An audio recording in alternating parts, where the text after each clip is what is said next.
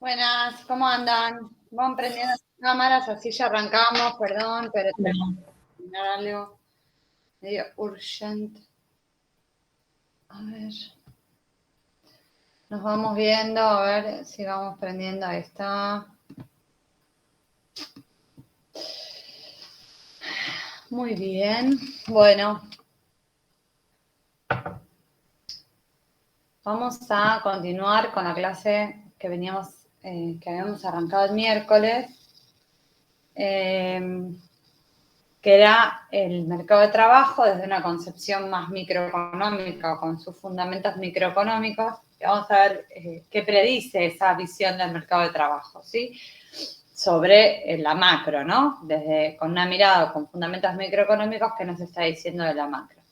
Entonces, para eso, lo que habíamos hecho era entender, según el modelo micro, cómo se forma la oferta y la demanda de trabajo de las empresas, basada en la productividad marginal, que además se caracteriza por ser decreciente, con lo cual lo que decía era que cuando las empresas agregan trabajadores, esos trabajadores producen cada vez menos, por lo tanto solo los pueden ir incorporando si el salario real cae. ¿Sí? Y por otro lado, los trabajadores que ofrecen trabajo o que deciden si ponerse o no a disposición del mercado laboral sobre la base de un salario real que les permite comprar otros bienes, pero que les saca la utilidad de tener ocio. Entonces, en esa elección implicaba que solo van a decidir más trabajadores meterse en el mercado de trabajo o un trabajador trabajar más horas, que para el caso es lo mismo, si el salario real crece, ¿sí? Eso da una oferta positiva y por lo tanto, al igual que en cualquier mercado alraciano, dado que hay infinitos oferentes y demandantes de trabajo, acá también, si hay un salario demasiado alto, eso va a implicar que haya más oferta de trabajo, trabajadores ofreciendo horas de trabajo que empresas demandando, y eso es lo que se conoce como desempleo. Entonces, si hay desempleo es porque el salario es demasiado alto, el salario nominal, y por lo tanto el real es demasiado alto. Siempre nos interesa el real, pero el que veíamos en el gráfico era el nominal. Y como hay muchos oferentes y demandantes, si el salario es demasiado alto, va a haber oferentes o la fuerza del mercado empieza a ser disminuir el salario de modo tal que los oferentes empiecen a bajar su oferta y los demandantes aumentar su demanda hasta llegar al equilibrio. Lo que significaba era, en definitiva, que en el modelo no existía el desempleo involuntario, ¿sí? Si hay desempleo, porque a ese salario o a un determinado salario los trabajadores no quieren trabajar. Es decir, en el punto de equilibrio de la oferta y la demanda de trabajo hay una cierta cantidad de empleados, y esa es toda la cantidad de empleados que quieren trabajar. O sea, todos los que se ofrecen están siendo demandados. Por lo tanto, es un punto de pleno empleo.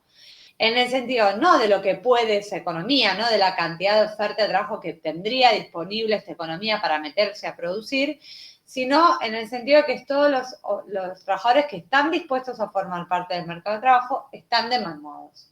Por lo tanto, hay siempre pleno empleo, siempre y cuando el salario era infinitamente flexible, el mercado consigue el pleno empleo.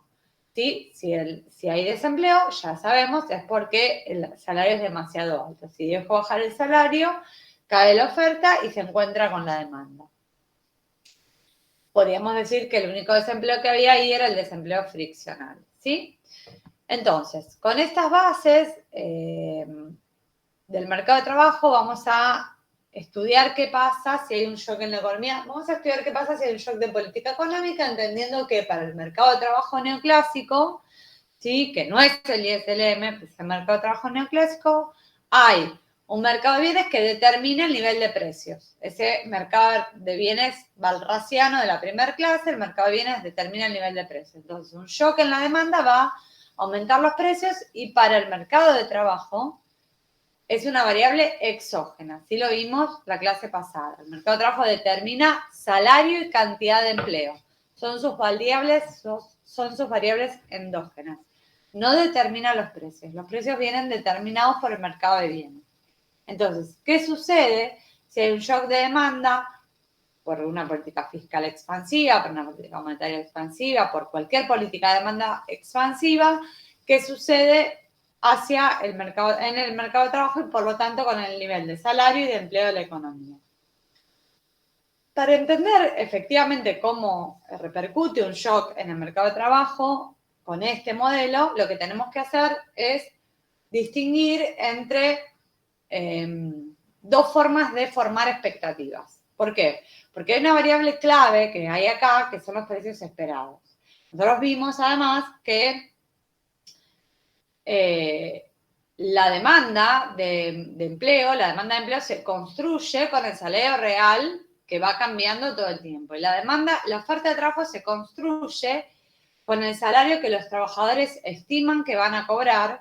¿Por qué estiman? Porque, o sea, con el salario real que los trabajadores estiman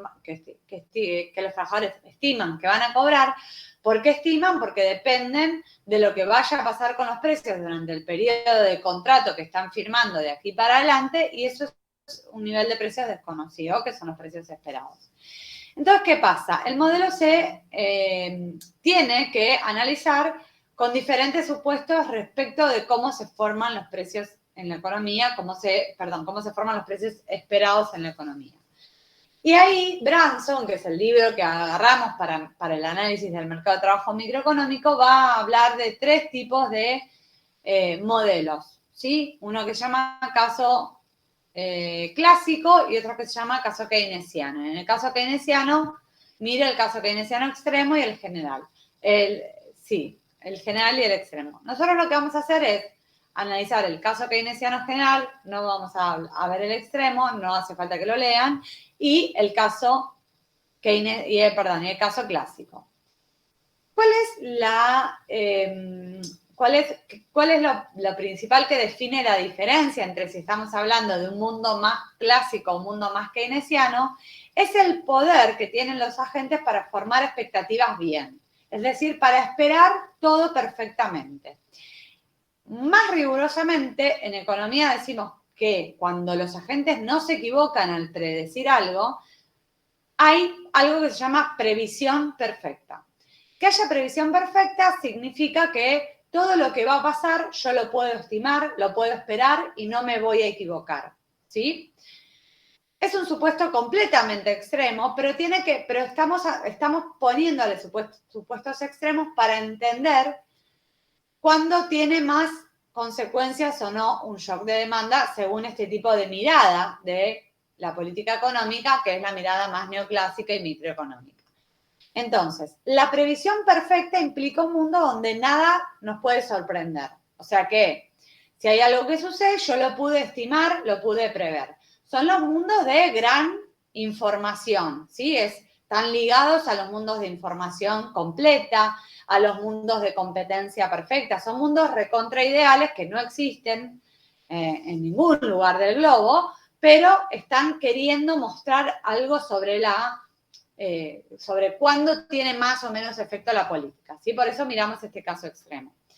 En cambio, el caso keynesiano general, que es el que analiza Branson, el que vamos a analizar ahora, lo que presupone es que hay información incompleta o previsión imperfecta.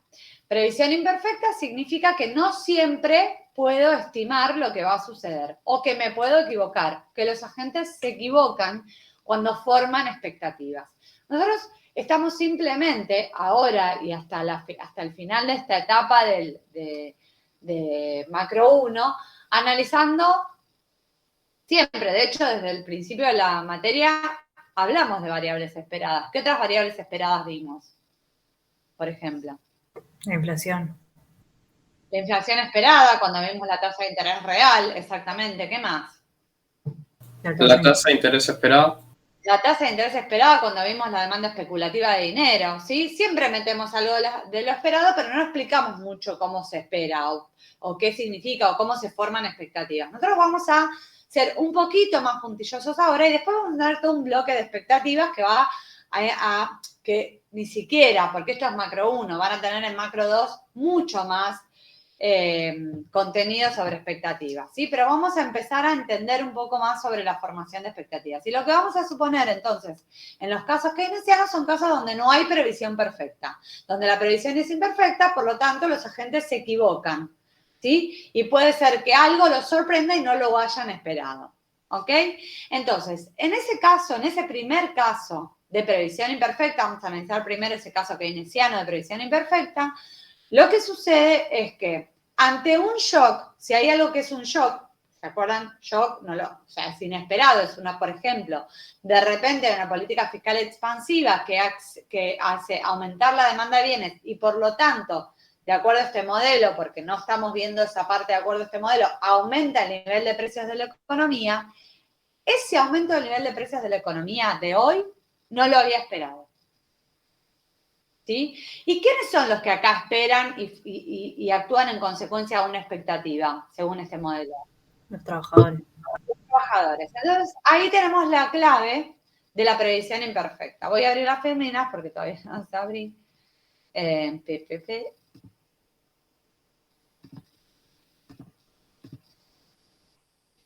Estamos acá. ¿Estamos todos viendo? Sí. Bien. Entonces, ¿qué pasa si hay un shock de demanda expansiva tal que hoy aumentan los precios? Hoy significa los precios del periodo T. T es hoy. Este nivel de precios no fue esperado, ¿sí? Porque hay previsión imperfecta. Con lo cual, los precios de hoy son mayores, ¿sí? Están siendo mayores a los precios que ayer, en T-1, esperé para hoy. Y los precios que ayer esperé para hoy son los precios que formaron parte de mi decisión de ¿qué?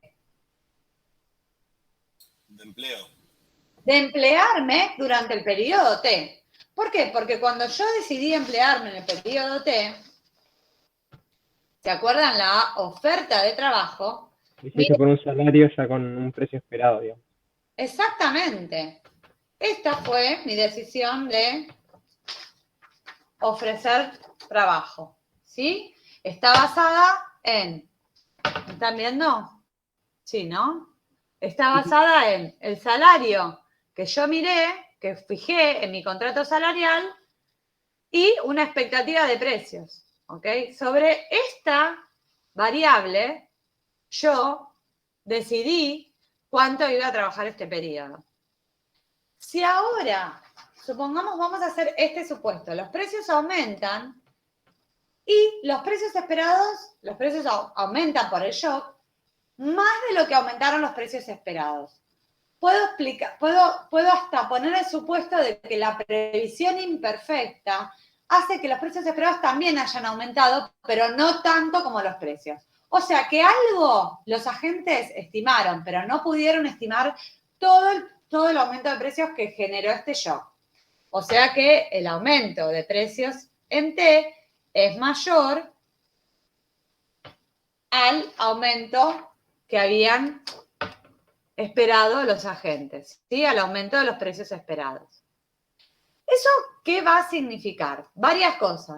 La primera es que si el salario que están fijando los trabajadores cuando deciden su oferta laboral está basado, o el contrato laboral está basado en P esperado, el salario nominal, ¿cuánto está creciendo respecto a los precios? De igual, pero en menor. En menor medida. El salario se fija al inicio del contrato en relación a lo que se espera que pase con los precios. Así se determina el salario nominal. El salario nominal es una función de los precios esperados de ayer para hoy. ¿Sí?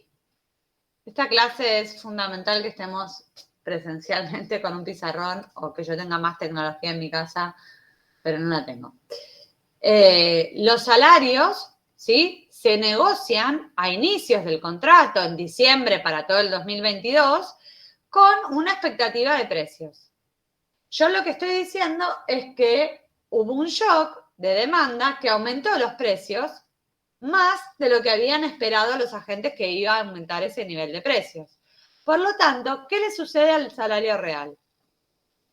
Disminuye. Disminuye. ¿Sí? ¿Eso qué significa? Que hoy disminuye el salario real.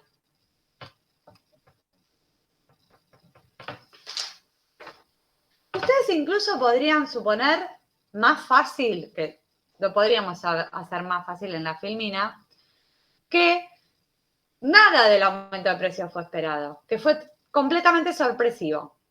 Es lo mismo, la conclusión es la misma. Yo fijo el salario en base a P esperado, por ejemplo, P esperado no aumentaba nada, entonces no aumentó mi salario y todo fue un aumento de precios no esperado. De igual manera, cae el salario real. ¿Se entienden? La previsión imperfecta va por ahí. O no esperaron nada, o esperaron, estimaron, pero lo estimaron mal.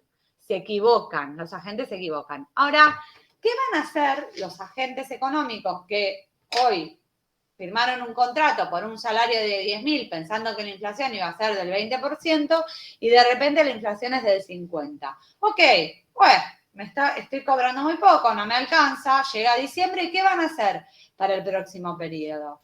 Van a tratar de corregir el error, ¿sí? Van a formar una nueva expectativa de precios, seguramente más alta, teniendo en cuenta lo que quieran recuperar más lo que esperen que pase para mañana. O sea que, ¿qué significa eso y qué tiene eso de importante? Hoy hay un nuevo nivel de precios esperado para mañana que va a condicionar el salario nominal que yo negocie para mañana. ¿Estamos de acuerdo? Eso significa, para nuestro modelo nada, porque es recontra de corto plazo, pero significa que los errores se van corrigiendo, que los agentes no se equivocan sistemáticamente, ¿sí? Que hay previsión imperfecta, pero que hay un modelo de corrección de errores, así lo llamamos en economía, que van corrigiendo ese error tratando de estimar bien. Y después veremos, de acuerdo a los modelos a los tipos de modelos que vamos presentando, en qué momento, cómo llamamos al momento donde corrigen completamente su error. Lo importante es entender esto. No es que son tontos, la pifian y se quedan con salario real más bajo para siempre. No, seguramente lo vayan a corregir cuando llegue el próximo periodo, ¿sí? Aparte van a contar con el antecedente de que fijaron por mucho los precios esperados y seguramente pidan aún más para la próxima negociación, digamos. Perfecto, seguramente pidan aún más. Después vamos a ver qué significa pedir más. O sea, eso lo pueden hacer de ejercicio de toda la clase. ¿Qué significa si piden aún más de precios o hay un gran aumento de precios esperado? ¿Por qué? Vamos al caso y después volvemos a ese ejemplo o a ese comentario que hizo Franco. Si cae el salario, hoy cae el salario real, porque el salario nominal se fijó de acuerdo a P esperado y los precios que están abajo varían más que lo que varió el salario nominal. Si cae el salario real, nosotros ¿qué sabemos que pasa con la demanda de empleo? Aumenta. ¿Sí? Cuando cae el salario real, aumenta la cantidad de empleo. ¿Por qué? Porque hay más demanda de trabajadores. ¿Eso también es porque la empresa puede ajustar rápidamente el precio de lo que vende? No, las empresas no fijan los precios de lo que venden. En este modelo, los precios se determinan por el mercado. Hay competencia perfecta. Las empresas no fijan precios. Las empresas ven los precios aumentados y el salario lo habían fijado con los trabajadores a inicios del contrato en un nivel más bajo. Entonces, a medida que durante el periodo, les están cayendo los salarios reales, pueden incorporar más trabajadores a la empresa. ¿Se entiende eso? Sí. Bien. Miren, porque esto es muy importante que lo analicemos. Miren el gráfico. Nosotros tenemos acá, voy a ampliar un poquito. Este es mi gráfico. Este es el punto A. ¿Qué tenemos en el punto A? Un equilibrio en el mercado de trabajo con el nivel de salario nominal W1, ¿ok? ¿Se acuerdan las funciones de la oferta y la demanda de la oferta y la demanda de trabajo, ¿no? La oferta de trabajo era un nivel de salarios que equiparaba a P esperado por una función de ocio-trabajo. Así se definía la oferta de trabajo. Y la demanda de trabajo era el salario que determinaba que los precios o un salario que determinaba el valor de la productividad marginal. P por FDN o productividad marginal del trabajo. Así tenía las ecuaciones, ¿se acuerdan? De la oferta y la demanda de trabajo. P esperado y P como son, dijimos, al mercado de trabajo variables exógenas. Con lo cual, ¿qué van a hacer en el gráfico? Van a desplazar las curvas, ¿ok? ¿Cómo nos desplazamos? Fíjense esto. Estamos en el punto A y a este nivel de salario, W1, a este nivel de salario nominal, W1, hay una cantidad de empleo NA, dice NC, está mal, NA ofrecida y demandada. Es un equilibrio en el mercado de trabajo. Perdón, ¿sí? Cintia, no se te ve el cursor si estás mostrando con eso, ¿eh? Sí, no se me ve porque acá, ¿sí? Ahí sí. Ahora ¿Se me sí, ve? ahora sí. Sí, porque los quiero ver a ustedes, pero no puedo hacer las dos cosas. Bien. A este nivel de salario W1, ¿sí? NA, el nivel de empleo es un nivel de empleo de equilibrio, oferta igual a demanda. Ahora viene el shock. El shock aumenta los precios y aumenta los salarios. Aumenta los precios y aumenta los precios esperados, que son las dos variables que desplazan las dos curvas que tengo en este modelo. Vamos a la oferta, o vamos primero a la demanda de trabajo. ¿Cuánto se desplaza la demanda de trabajo? Todo lo que aumente en los precios, la demanda de trabajo se desplaza a la derecha. ¿Por qué? Porque un aumento de precios para el nivel de salario W1 es toda una caída ¿de qué?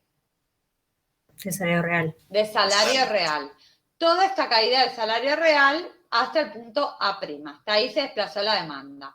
¿Sí? Todo este desplazamiento de la demanda es toda nueva demanda de empleo que se justifica porque si este es el nivel de salario, un aumento de precios haría que yo pueda contratar, me es eficiente contratar, son productivos mis trabajadores y contrato hasta NA' trabajadores. ¿Sí? Vamos a la oferta. La oferta de trabajo está regulada por el nivel de precios esperados porque mi decisión de trabajar es previa, es al inicio del periodo. Al inicio del periodo yo digo, a este nivel de salario nominal W1, si yo espero un aumento de P esperado, ¿sí?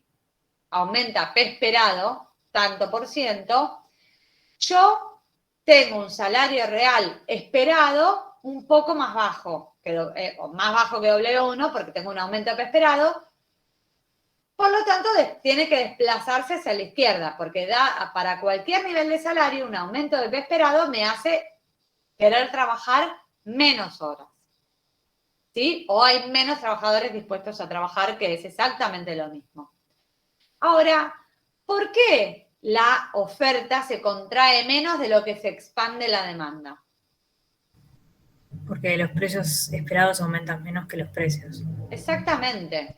Porque ¿hasta dónde? A ver, ¿qué tendría que pasar para que la oferta de trabajo se contraiga todo la misma, para verlo bien en el gráfico, los mismos centímetros que se desplazó la demanda a la derecha? ¿Qué tendría que pasar? Las expectativas tendrían que ser perfectas, o sea, es un caso clásico.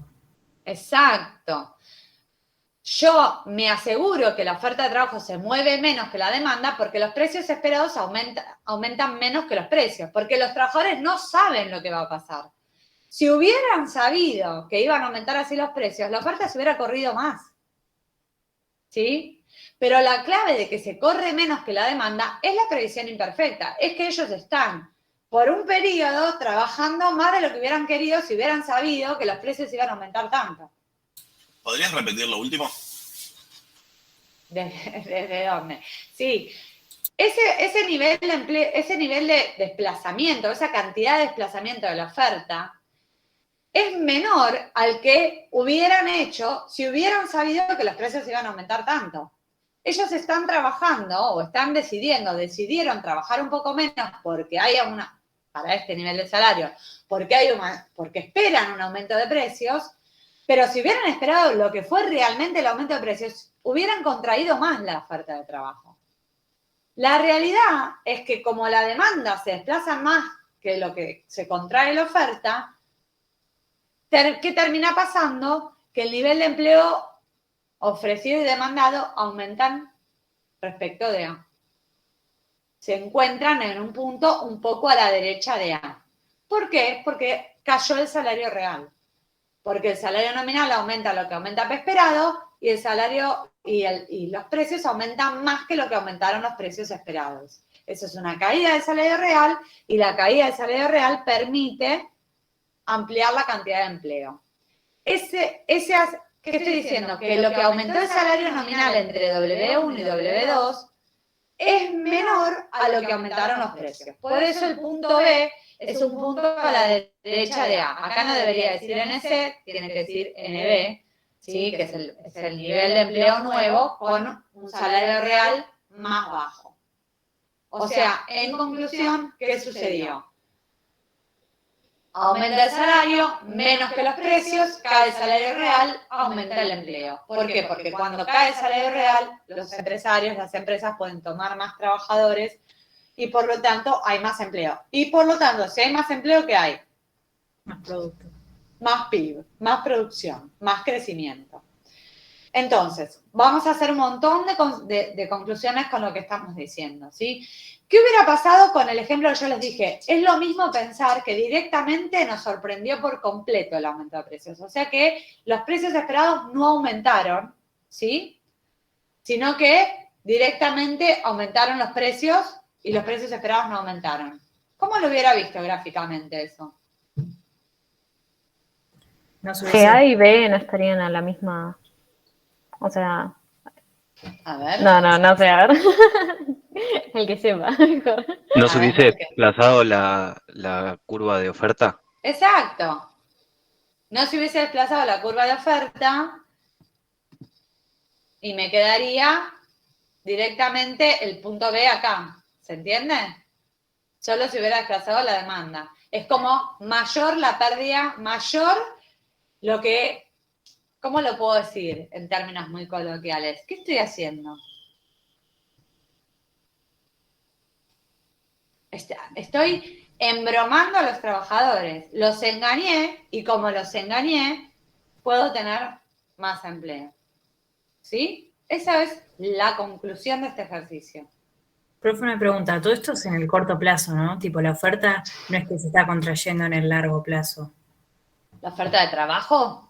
Claro, porque me cuesta visualizar o sea, entiendo que los precios esperados son antes que el aumento de los precios y como fue menor esa predicción, por eso pasó esto con la oferta. Pero lo que no entiendo es... ¿Qué o va sea, a pasar el periodo T+1? Claro, o sea, pero esto que estamos viendo es todo en el mismo Esto es periodo. T. Miramos T+1 en el mismo gráfico. ¿Qué hacemos en T+1? ¿Y nos contraemos más o no? Claro. Si en T+1 corregimos todo el error, aumentamos todos los precios, lo que aumentaron los precios esperados, todo lo que aumentaron los precios, para corregir ese error. Si no hay un nuevo aumento de precios, la demanda se queda ahí y la oferta se contrae ese poco que no se contrajo en el primer periodo. Si se contrae ese poco, ahí está la previsión, donde hay como previsión perfecta en el mediano plazo o en el largo plazo, ¿sí? No hablamos de plazos porque son modelos que no hablan de plazos, porque todo sucede en el muy corto plazo, en los modelos más neoclásicos. Ahora nosotros vamos a empezar a hablar un montón de plazos a partir de la clase de hoy, pero estos modelos justamente no tienen mucha referencia al plazo. Simplemente hay una noción de que hay corrección de errores. Si hay una corrección de errores, que es un poco lo que viene en la filmina siguiente, si hay corrección de errores, con el tiempo deberíamos seguir contrayendo la oferta de trabajo y volvería el nivel de empleo al nivel original. Ahora vamos a ver eso. Varias cosas para decir. Nosotros tomamos a los precios y a los precios esperados como dos variables que choquean al mercado de trabajo exógenamente y en realidad, si bien decimos aumentan los precios esperados, es cierto que una depende de la otra, ¿no? O sea, los precios esperados están aumentando porque están aumentando los precios y cuando yo formo expectativas estoy pensando en lo que está pasando con los precios hoy. O sea, que hay una relación entre las variables actuales y esperadas. No está definida en el modelo, nunca definimos la relación entre la variable actual y esperada, tampoco lo hicimos con la tasa de interés. Fíjense que nosotros tomamos a la tasa de interés esperada como una variable exógena y en realidad depende de lo que pasa con la tasa de interés actual. pero nuestros modelos muy estáticos no hacemos esta relación entre ambas. Lo tomamos como dos datos, entendiendo que hay previsión imperfecta, ¿sí? Es decir, que una cambia más rápido que la otra. Por eso se llama también sorpresa inflacionaria. ¿Qué pasa? Hubo inflación y sorprendió a los trabajadores con la inflación. No la pudieron estimar, ¿sí? Hubo algún problema en el mercado de bienes, hubo una falla de coordinación porque hubo más demanda que oferta. Eso es la única explicación de un aumento de precios para los modelos más neoclásicos. Entonces, hay un aumento de la demanda de bienes, genera un aumento de precios, no estaba esperado por los trabajadores, por lo tanto, cayó el salario real, ¿sí? Entonces, ante el aumento de la demanda agregada, hay una caída en el salario real. ¿Qué más tenemos para decir? El salario se fija sobre los precios que esperaba ayer para este salario, para el de este periodo.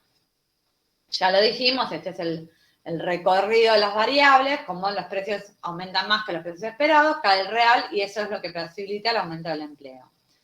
La formación de expectativas es de previsión imperfecta. Entendemos que van corrigiendo errores, o sea que con el tiempo la oferta de trabajo se va a seguir contrayendo, es decir, que los shocks. Si yo digo que con el tiempo, os voy a decir dos cosas. ¿Qué consecuencia, o sea, la política de demanda tuvo impacto real en la economía? ¿Qué política de demanda? La política de demanda, que es el shock de demanda que hizo aumentar los precios. Sí. Sí, o sea, aumentó el empleo. Sí, aumentó el empleo y por lo tanto, como la producción depende del empleo, aumenta el producto. O sea que los shocks de demanda tienen consecuencias reales para ese modelo. O sea, aumentaron los precios y el empleo. Exactamente. Aumentaron los precios, cayeron los salarios reales y aumentó el empleo y por lo tanto aumentó el producto. Si ustedes podrían poner acá al costado, cayó el salario real, aumentó el empleo, por lo tanto aumentó el producto, porque el producto depende del empleo, ¿sí? Empleo, factor trabajo, factor de producción. Función de producción, ¿se acuerdan la función de producción? ¿Sí? Sí. Más empleo, más producto. Estamos acá. Más empleo, más producto, ¿ok?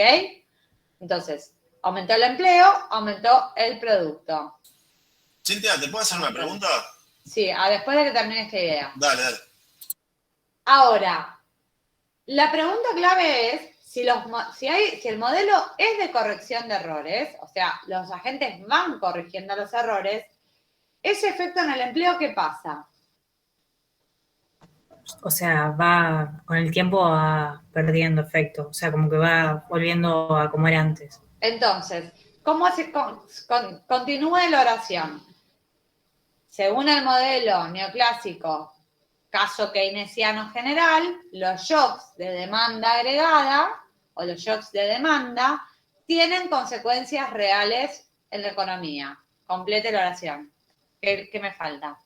En el corto plazo. Excelente. En el corto plazo. En el corto plazo, los shocks de demanda tienen consecuencias reales. ¿Cómo? Lo que pasa entre el nivel de precios y la producción va a determinar una curva que se va a llamar oferta agregada, que la vamos a ver mucho mejor que ahora, pero que ahora la voy a empezar a plantear. Lo que estoy diciendo es que, según este modelo, cuando cambia el nivel de precios, cae el salario real, porque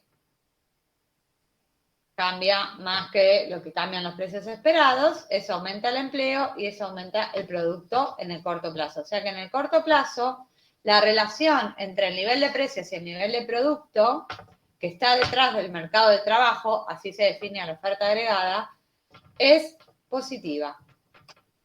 Esa es mi curva de oferta agregada. Así formo a mi oferta agregada. Aumentos de precios están asociados a aumentos de producto. ¿Por qué? Porque aumentos de precios generan, a través del engaño de los trabajadores, de la ilusión monetaria de los trabajadores que no forman bien expectativas y que los puedo engañar, generan más empleo más demanda de empleo y por lo tanto más nivel de producción. A mayor precio, mayor producto, oferta agregada con pendiente positiva. En el corto plazo, la oferta agregada es una curva que se construye para el corto plazo. ¿Sí? Se define y se construye en el corto plazo. Sí. Esas serían las consecuencias reales, ¿no? Exactamente. Consecuencias reales es que cambia el nivel de producción, que cambia el empleo y el producto. Eso es real. ¿Sí? Argentina produce más lápices. Eso es una consecuencia real. Cuando genera, que genere consecuencias reales es que genere cambios en el nivel de empleo, en el nivel de producto, en el salario real. ¿Sí? Esos son reales. Sí. Galo. Profe, ¿puede ser que luego ya no se pueda engañar más a los trabajadores Claro, por eso... y se tienda a corregirse en el mediano plazo todo el tema de los salarios? Exactamente. En el mediano plazo, el shock se corrige y no va a tener efectos. Esto pasa en el corto. Y la oferta agregada la construimos para el corto plazo. Después vamos a volver con esto para ver todo con la demanda y demás. Dale, gracias.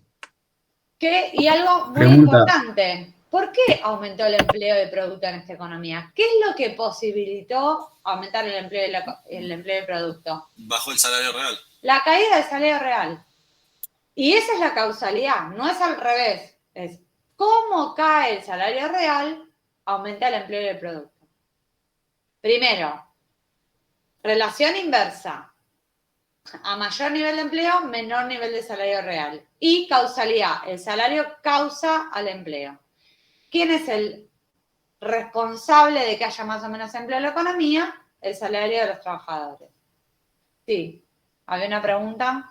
Sí, yo te quería hacer una pregunta respecto a las ecuaciones de oferta y demanda de trabajo. ¿Cuál sería la elasticidad? ¿Cuál de los parámetros que tiene? Es que no está formalizada la ecuación. Está puesta como FDN y GDN. No tenemos una ecuación formalizada ahí. Acá la elasticidad al precio es una, o sea, lo que vos estás diciendo es, la demanda dice que el salario reacciona, ¿qué estoy diciendo? Si la productividad está fija, para que yo demande la misma cantidad de trabajadores, todo lo que aumenta el precio tiene que aumentar el salario. Eso es lo que dice. Es como una elasticidad plena. Pero no está formalizada la ecuación. No la miren así porque se van a complicar. Lo mismo con la oferta. Todo lo que impacte en los precios esperados, para que yo me quede ofreciendo lo mismo, todo lo que aumente en los precios esperados tiene que aumentar el salario. Pero FDN y GDN no están definidos. ¿Sí? No van a cambiar las sensibilidades y eso. No vemos cambios en las pendientes de la curva. Ok, gracias. Podrían incluso, bueno, no lo digo porque me voy a explayar y no llego con el tiempo. Bien. Ahora vamos al caso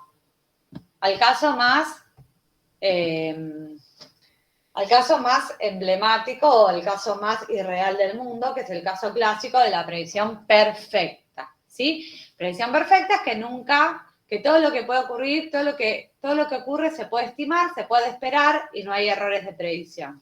Es, como les dije antes, es un caso extremo que nos viene a enseñar qué pasaría cuanto mayor información hubiera en la economía. No sucede, por supuesto que no. Lo que dice es que si los agentes pueden estimar los precios perfectamente en todo momento, cualquier shock de demanda que cambie el nivel de precios va a ser esperado por los trabajadores, con lo cual van a fijar salarios nominales que aumenten todo lo que están aumentando los precios y, por lo tanto, ¿qué le pasa al salario real? No cambia. No cambia. Y si no cambia el salario real, no va a cambiar el salario, no va a cambiar el empleo demandado ni, por supuesto, el ofrecido. Por lo tanto, el empleo no varía ante cambios en los shocks de demanda.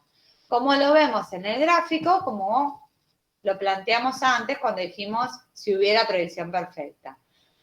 A este nivel de salario nominal W1, todo lo que se expande la demanda porque el aumento de precios generaría un determinado salario real menor con ese salario W1 y por lo tanto haría que las demandantes pueden demandar hasta esta cantidad de trabajadores, es lo mismo que se contrae la oferta porque los oferentes de trabajo, los trabajadores, no se equivocan, no hay engaño, no hay ilusión monetaria. Ilusión monetaria tiene que ver con eso, con ilusión. ¿Alguien sabe lo que es la ilusión monetaria? ¿Ya lo hablamos?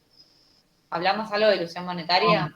No. No es que los trabajadores, o sea, como que al aumentar los salarios nominales, como que no tienen noción de que en realidad perdieron su poder adquisitivo porque también... Totalmente. Cuando hay inflación y me aumentan el salario nominal, yo pienso que el salario, estoy ilusionado en que tengo más dinero en la mano, pero en realidad mi salario real está cayendo. Eso es ilusión monetaria. Es el caso anterior, donde el salario crece menos que los precios, ¿sí?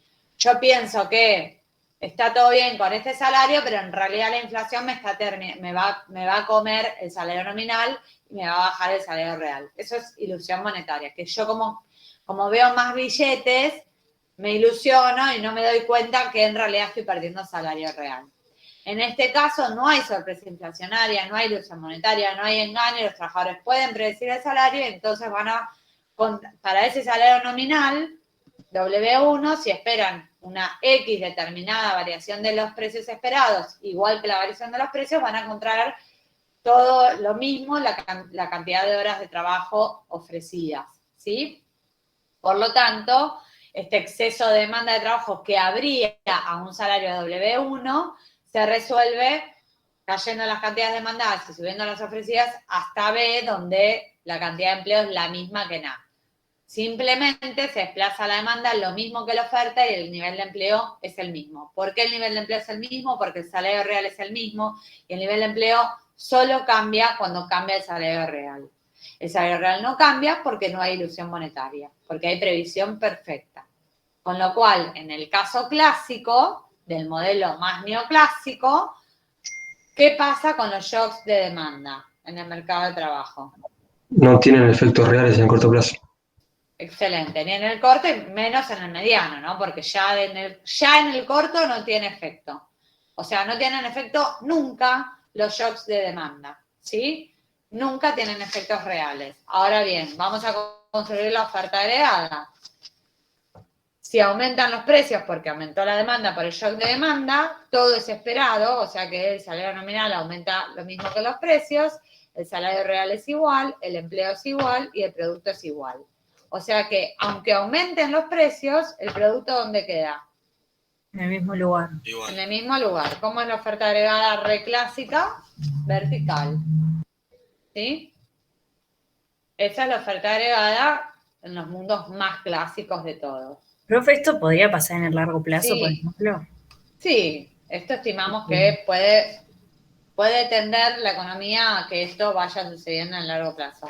Si yo tengo la demanda acá y la desplazo a un shock de demanda, lo único que genera es inflación. No importa, les estoy spoileando partes de las conclusiones de final de esta etapa.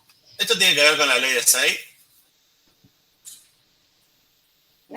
Por supuesto que tiene que ver con la ley de Say. Sí, la ley de Say, a ver, ¿por qué tiene que ver? Porque la ley de Say prevé que no hay errores de predicción, no hay predicción imperfecta, todo lo que, o sea, no, todo lo que se vuelca, ¿qué pasa? La ley de Say tiene que ver con el ahorro, ¿sí? Me parece que ya lo hablé con ustedes, tiene que ver con el ahorro. ¿Cuánto del ahorro se vuelque a la economía? Tiene que ver con el nivel de incertidumbre, de especulación que haya en la economía. Si la economía no hay incertidumbre, no hay especulación, todo el ahorro está en el mercado de crédito y ese mercado de crédito lo toma la inversión, entonces todo lo que va al ahorro va a la inversión. Entonces, si yo genero ingreso, genero ahorro y si genero ahorro, genero inversión, por lo tanto, si yo genero ingresos, genero ofertas, genero demanda agregada. ¿Ok? Ese nivel de empleo, de equilibrio que determina el mercado de trabajo neoclásico es la oferta. Y eso determina su demanda a través de la ley de Say. ¿Sí? Okay. La oferta es siempre la misma. Es un nivel X en este nivel, que es lo que llamamos el producto de pleno empleo. Este es el nivel que determina la oferta y ese nivel de empleo va a generar su propia demanda. Por la ley de Say. Y siempre que se choquee la demanda agregada, ¿se van a mover las dos curvas? ¿Se van a desplazar siempre las dos? ¿Cuándo se desplazan las curvas? ¿De qué depende el desplazamiento del LS y la LD? ¿De los precios esperados? Del aumento de precios y precios esperados. Siempre van a desplazarse, siempre que se aumenten los precios y siempre que aumenten los precios esperados van a desplazarse las curvas. ¿Se acuerdan que en el caso anterior les dije, podrían no haber esperado nada del aumento de precios y ahí no se hubiera desplazado la LS, solo se desplazaba la LD. Si no hubieran esperado nada, podrían haber tranquilamente hecho el ejercicio que el shock no tiene consecuencias reales, pero porque solo se desplazó la demanda. Lo que supusimos en el caso keynesiano es que la oferta se desplazaba un poquito o menos que la demanda. Podrían no haberla desplazado si es que hubieran supuesto que los precios esperados no aumentaban nada. No es que aumentaban un poco, pero menos que los precios, sino que no aumentaban nada. Cada vez que varían los precios o los precios esperados, se mueven las curvas. Y una consulta, ¿puede pasar que en vez de que el precio supera el precio esperado, sea al revés? O sea, que el precio no llegue al precio esperado. Que los precios esperados se confundan por exceso. Claro, como que estén más altos los precios esperados. Ese que los supuesto es precios. bastante irreal, porque lo que estamos diciendo es que los agentes no logran estimar la inflación real. Estimarla por exceso no sería un supuesto razonable en este caso. Sí, lo que van a hacer, y lo van a hacer con los ejercicios, es pensar hacia atrás. ¿Qué pasa si caen los precios y caen los precios esperados? Y ahí van a ver que que es un poco más complicado. Pero se los dejo para la práctica porque si no spoileo toda la clase práctica. Pero sí, en un contexto expansivo, en un contexto de aumento de la demanda, pensar que la inflación esperada es mayor a la inflación es medio raro, ¿no? Es como medio irreal. Está buena la pregunta porque siempre estamos suponiendo eso, que los precios aumentan menos que los precios esperados. Pero fíjense que lo que quiere mostrar el modelo neoclásico, y lo vamos a volver a citar con la curva de Phillips y todo, es un poco que la única forma es bajando el salario real. ¿Y cómo bajas el salario real? Y un poco tenés que meter la inflación a los trabajadores y que no se den cuenta porque es tu única forma para el modelo de bajar el desempleo, ¿sí? De bajar o de subir la cantidad de trabajadores que están empleados en la economía. Bien. Cierro. Sí, tengo una pequeña consulta. Sí. Entonces, en el mediano plazo, si estamos hablando de una previsión imperfecta, el efecto de la subida del empleo se neutraliza en su totalidad. Sí, lo vamos a ver cuando veamos oferta agregada, demanda agregada, todo el modelo. Por ahora vemos el mercado de trabajo. Después cuando retomemos, después de ver el otro modelo, este modelo que es bastante más lindo que ese anterior, bastante más realista, vamos a comparar qué pasa con un shock de demanda en el corto y en el mediano plazo en todos los modelos, ¿sí? Pero sí, efectivamente, con el tiempo va perdiendo efecto real. Así que en el mediano plazo o en el largo plazo, ahora vamos a hablar de qué hablamos cuando hablamos de mediano y largo plazo, hasta ahora ninguno de los dos modelos predicen algún efecto real, ¿sí? Uno predice solamente en el corto, el otro predice ni siquiera en el corto efectos reales. Bueno, vamos a hacer una pequeña intro muy fácil que lo voy a hacer rápido así no me lleva tanto tiempo la clase, que la pueden leer del capítulo de Blanchard, del capítulo 6 de Blanchard, está muy linda explicada, es muy fácil, así que se los dejo un poco de tarea. Yo voy a ir muy rápido por acá. Entrando en un modelo que tiene fundamentos macroeconómicos, no microeconómicos. Es decir, no hay un ajuste balraciano, tiene elementos no balracianos de la economía y no está mirado desde un agente individual y extrapolado a todos, sino mirado desde el conjunto de trabajadores, el conjunto de la producción total de una economía, ¿sí? Tiene fundamentos macroeconómicos. Ahora vamos a entender de qué hablamos con esto. Para eso vamos a primero pensar un poco en los salarios de los trabajadores y en diferentes formas de determinación de los salarios que tienen que ver con las formas de contratación laboral. Vieron que los salarios se pueden determinar por procedimientos de negociación colectiva, donde por lo general los trabajadores están agrupados, normalmente en sindicatos, ¿sí? Con que negocian, que tramitan, que debaten el nivel de salario, los aumentos salariales, las paritarias con los empresarios también normalmente agrupados en cámaras, etcétera. Esa es la negociación colectiva, el proceso de negociación colectiva que determina un salario negociado con agrupación o con los trabajadores más agrupados y los empresarios también.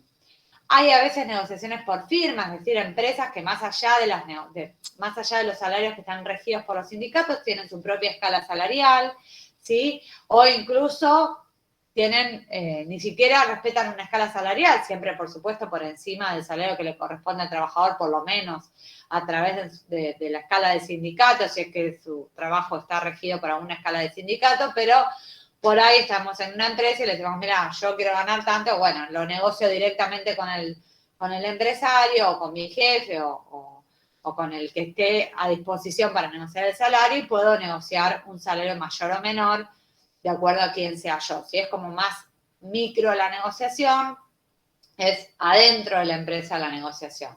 No está tan determinada desde afuera, sino desde adentro.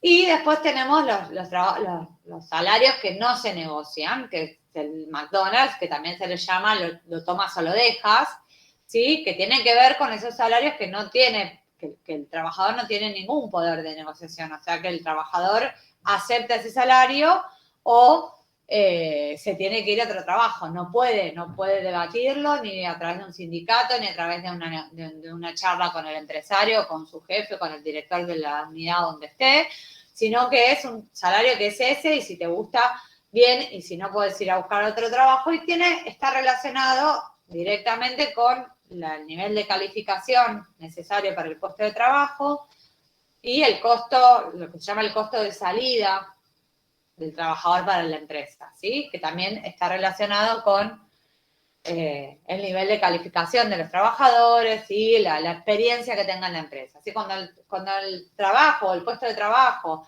son trabajos son trabajos que no requieren de una calificación determinada o que la puede hacer un empleado desde el primer día que entra a la empresa y es probable que el costo de salida de ese trabajador para esa empresa sea 0, lo saca y agarra otro que va a hacer exactamente lo mismo en las mismas condiciones, ¿sí? O muy bajo, podemos decirlo, habrá quien lo hace mejor y peor, pero es más bajo. Entonces son salarios que son normalmente bajos y no tienen forma de negociarse con los trabajadores, son esos y por eso se le dice McDonald's, lo tomas o lo dejas. Y además tenemos también algunas cosas que operan en el nivel de salario, ¿sí? O ¿cuánto es el salario de los trabajadores? ¿A partir de cuánto? ¿Cuánto es?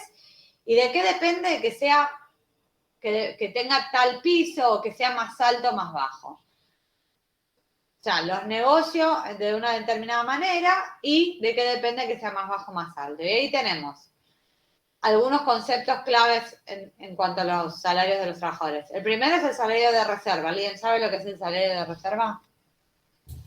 Cuando te da lo mismo trabajar que no trabajar. Claro, es el salario, exactamente, es el salario al cual me resulta indiferente estar empleado o no estar empleado.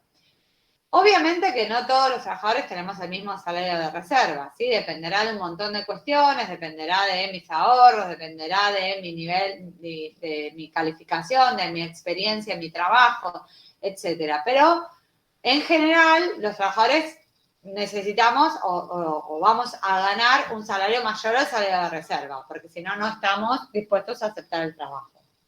Ese salario, yo les digo, por supuesto que es algo muy micro, depende de cada trabajador. Pero cada trabajador seguramente gana mayor o igual a su salario de reserva, porque ese salario de reserva es el que me resulta indiferente. Si es exactamente el salario de reserva o es menor, entonces me quedo en mi casa. Por supuesto que habrá trabajadores que 20.000 pesos sea un salario de reserva y otros trabajadores será 10.000 y para otros trabajadores será 200.000 pesos el salario de reserva. Depende de un montón de cuestiones relacionadas con el mismo trabajador. Eso es bastante individual, eso es bastante micro, pero tenemos algunos comportamientos generales de los salarios y es que, por ejemplo, los salarios suelen o normalmente, generalmente, dependen del nivel de desempleo. son más altos cuando el nivel de desempleo es más bajo y más bajos cuando el nivel de desempleo es más alto. ¿Por qué? Y esto es lo que tenemos que empezar a fijar.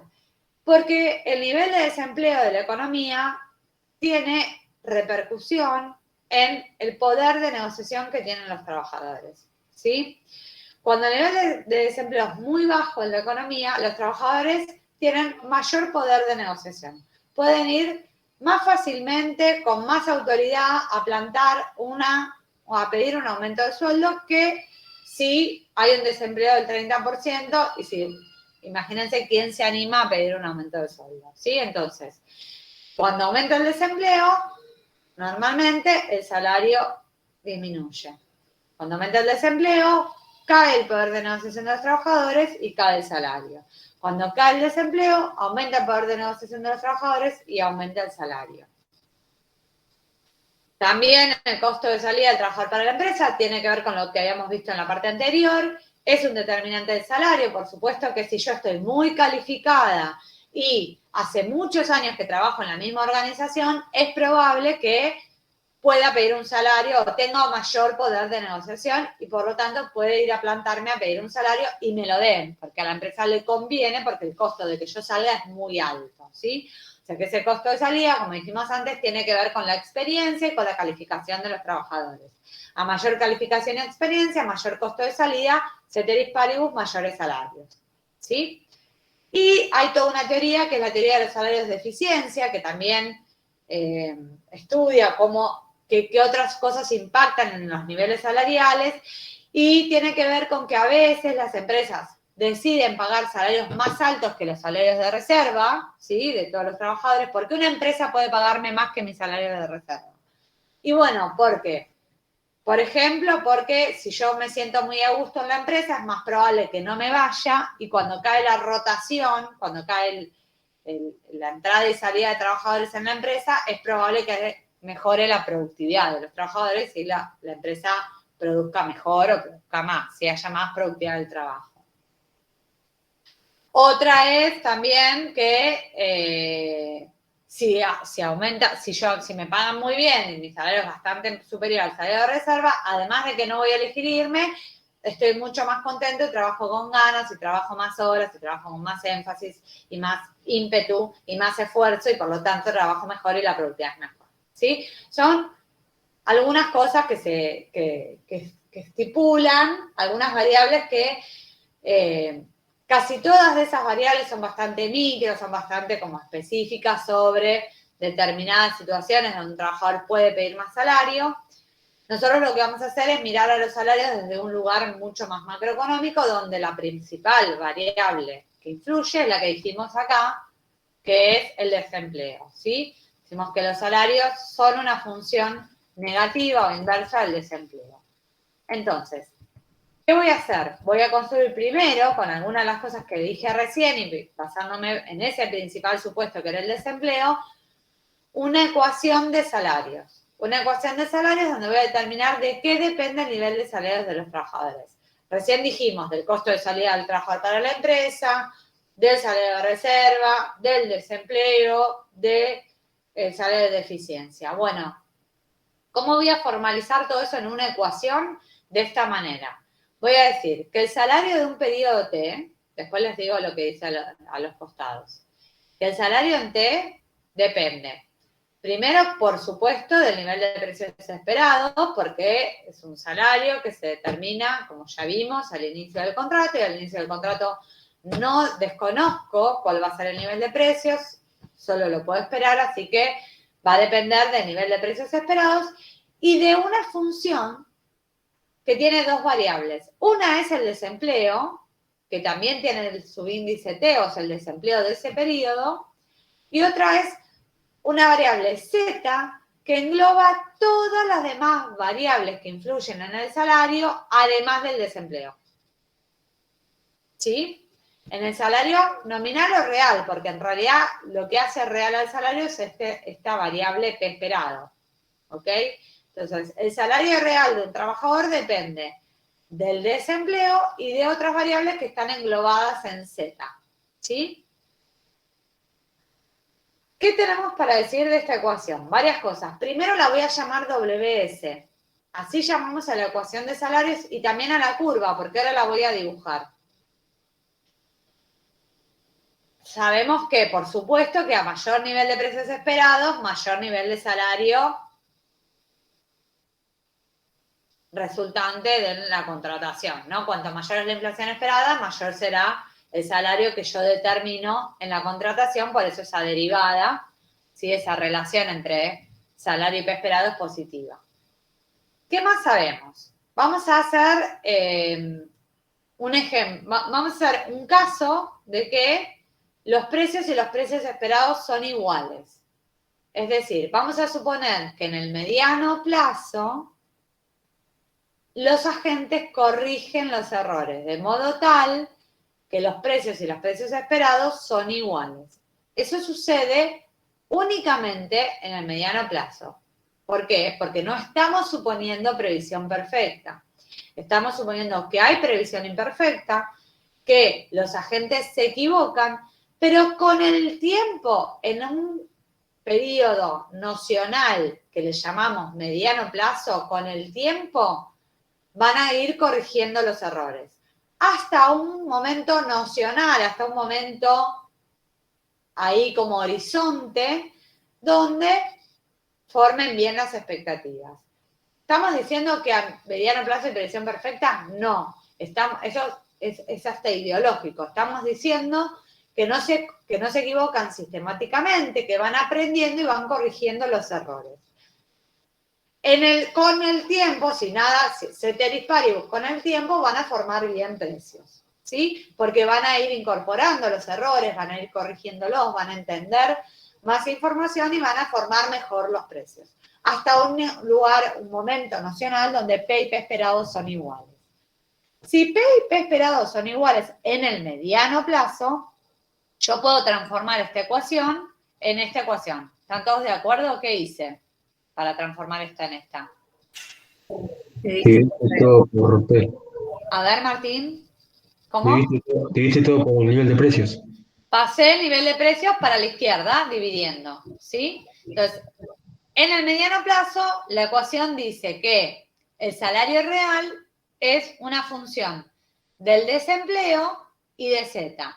Del desempleo en forma negativa, por lo que hablamos recién. ¿Por qué? Porque cuando aumenta el desempleo, vamos al revés, cuando cae el desempleo, aumenta el poder de negociación de los trabajadores y pueden negociar salarios reales mayores. Y todo lo demás que influye en el salario y que no es el desempleo, lo llamo Z. Z la voy a definir, como es una variable que tiene cualquier cosa dentro, la voy a definir yo ad hoc para el modelo. ¿Cómo la defino? Como una variable que impacta positivamente en los salarios reales. Entonces, Z es todo cambio que genere mayor poder de negociación de los trabajadores y, por lo tanto, mayor salario real. Y que no es el desempleo, por supuesto. Todo cambio que no está relacionado con el desempleo, que genera mayor poder de negociación de los trabajadores y, por lo tanto, mayor salario real. Por eso le escribo un más ahí abajo, porque depende positivamente. Vamos a dibujar este gráfico. Miren este gráfico. En este gráfico que tengo, en el eje Y el salario real y en el eje X el desempleo. Por lo tanto, esta ecuación no la puedo graficar, porque esta ecuación está con el nominal, que no está en el gráfico, y con P esperado, que no está en el gráfico. Pero esta ecuación sí la puedo graficar, ¿no? ¿Cómo tendría que graficar esta ecuación?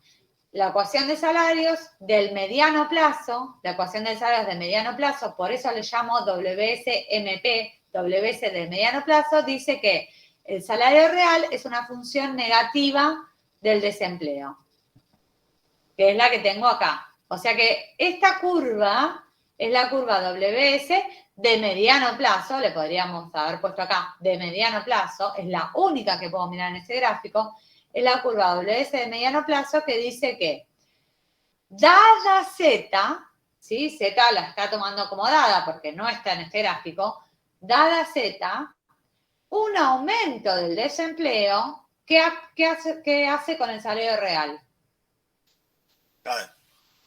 Hace caer el salario real. Dada Z, un aumento del desempleo empeora el poder de negociación de los trabajadores. Los trabajadores tienen menos poder de negociación y van a negociar salarios reales más bajos. ¿Qué sería MU? Todavía no llegamos. Perdón. Me falta la ecuación de precios. Okay. Esa es la WS de mediano plazo, ¿sí? Es esta curva que es solamente la formación de los salarios. Los salarios se forman principalmente sobre la base de lo que pasa con el empleo y por lo tanto el desempleo en la economía. Seguimos. Vamos a hacer una ecuación de precios. Vamos a formar precios. De movida ya estoy diciendo algo que contradice por completo al modelo anterior. ¿Dónde qué dije de los precios? ¿Son fijos? No. No, es competencia perfecta, no hay forma. No hay formación de precios. Las empresas no forman los precios. Los precios se determinan por la gran cantidad de oferentes y demandantes en el mercado. Acá hay una formación de precios que dice que el nivel de precios, P, de un periodo, si quieren le ponen la T, no hay problema, es igual al salario, ¿sí? Que está acá, al salario de los trabajadores, por 1 más mu de corto plazo. Ahí voy a explicar todo esto, no se preocupen. Quiero ver una cosa que... Ok. Quería ver algo si estaba acá o estaba... ¿Qué dice esto? Que cuando los empresarios forman precios, cuando las empresas forman los precios porque no hay competencia perfecta, al costo principal de producción que tienen, que es el salario, ¿sí? Porque su factor de producción principal es el empleo y por lo tanto su principal costo de producción es el salario, le agregan un margen de ganancia, ¿sí? O sea que los precios se forman con el salario más un margen de ganancia. Ese margen de ganancia, que le llamamos mu de corto plazo, margen de ganancia o markup de corto plazo, es la mu que me preguntaban, es a la vez una función del desempleo. ¿Por qué? Primero, fíjense, ¿cómo podemos graficar la PS de corto plazo? Esto está todo en el corto plazo. Esto que estamos acá, estamos todos en el corto plazo. Yo voy a ir agregando información y les prometo que con el devenir de las filminas lo vamos a decir, lo vamos a explicar tanto que les va a quedar clarísimo. No se preocupen. Por ahora es como información mucha, nueva, distinta y qué sé yo, pero no se preocupen que esto nos va a quedar clarísimo. Primero lo que voy a hacer es despejar el salario real de acá, porque es lo que tengo en el eje Y y quiero dibujar a la PS de corto plazo. ¿Estamos de acuerdo? ¿Cómo dibujo esto acá? ¿Qué tengo que hacer? Pasás la W dividiendo. Bien, si paso la W dividiendo me queda P sobre W. ¿Qué hago con eso? Lo das vuelta. Lo doy vuelta. Entonces, ¿cómo queda la ecuación de precios de corto plazo para graficar ahí? Y te queda, como está ahí, 1 sobre 1 más mu. Claro, como está ahí abajo, no miremos abajo porque eso es el mediano plazo y yo estoy hablando del corto. Entonces, si P en T es igual al salario en T por 1 más el markup de corto plazo, despejo el salario real como 1 sobre 1 más el markup de corto plazo, que a su vez dijimos que depende del desempleo. Y ahora vamos a ver por qué. ¿Lo ven?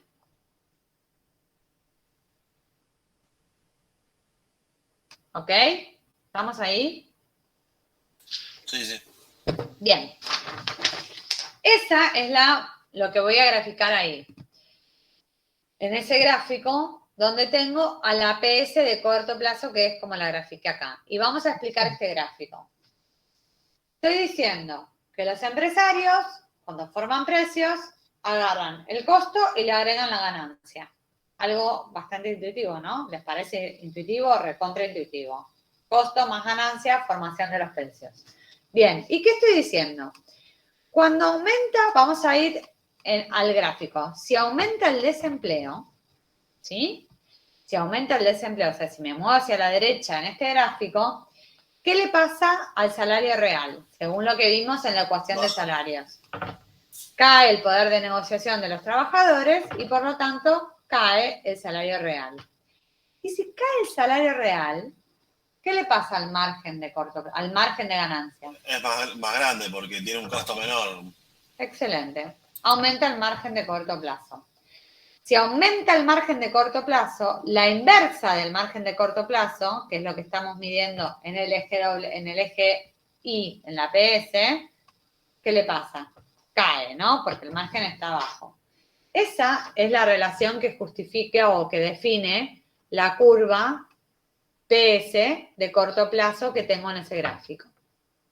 ¿Qué significa?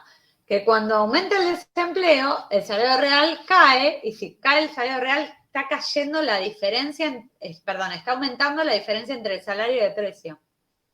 El margen que queda entre el salario y el precio, si cae el salario real, es más grande. Los empresarios están llevando más, porque ellos forman precios y el salario está cayendo menos que los precios, o aumentando menos de lo que está aumentando los precios, de modo tal que está cayendo el salario real.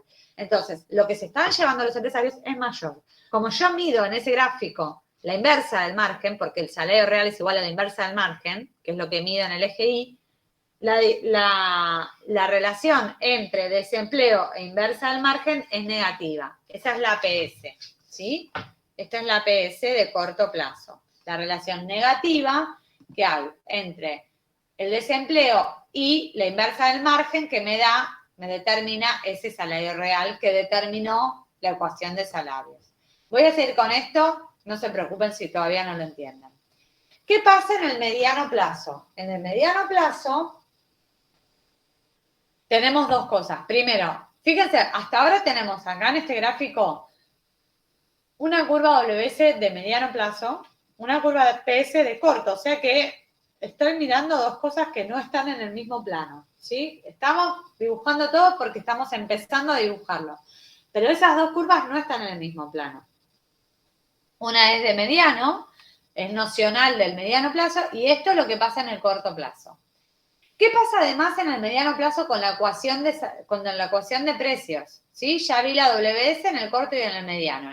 La diferencia de la WS entre el corto y el mediano es la expectativa de precios. Es si corregí el error o si le estoy pifiando todavía. En cambio, en la PS, lo que determina el mediano plazo es que ese margen de corto plazo se transforma en un parámetro que es el margen de ganancias que llamamos margen de ganancia normal. O sea que es un margen de ganancia promedio de las empresas que determina que las empresas están conformes con ese margen de ganancia. Que es un margen de ganancia con el cual están dispuestas a continuar en el mercado, a seguir en el negocio y a ganar ese margen de ganancia. Ese margen de ganancia normal, nocional, lo llamo MU. Le saco el corto plazo porque es el normal en el tiempo, el nocional, el horizonte, el objetivo. ¿Por qué le pongo una letra distinta a lo que pasa en el corto? Porque en el corto plazo el margen de ganancia puede cambiar. Y cambia porque cambia el salario real en el corto plazo. Pero en el mediano plazo suponemos que tiene que llegar a ese nivel. O sea, que si el margen de ganancia en el corto plazo cambia y es diferente al de mediano plazo, no se va a quedar ahí.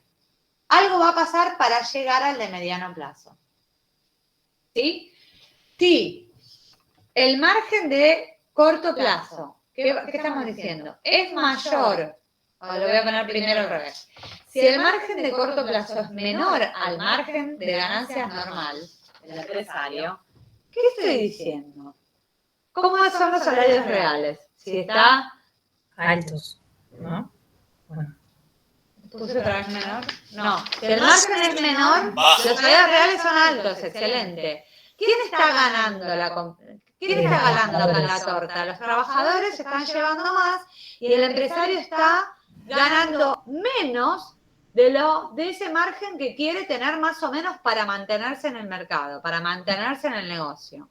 ¿Puede ser que desemplee gente, por ejemplo?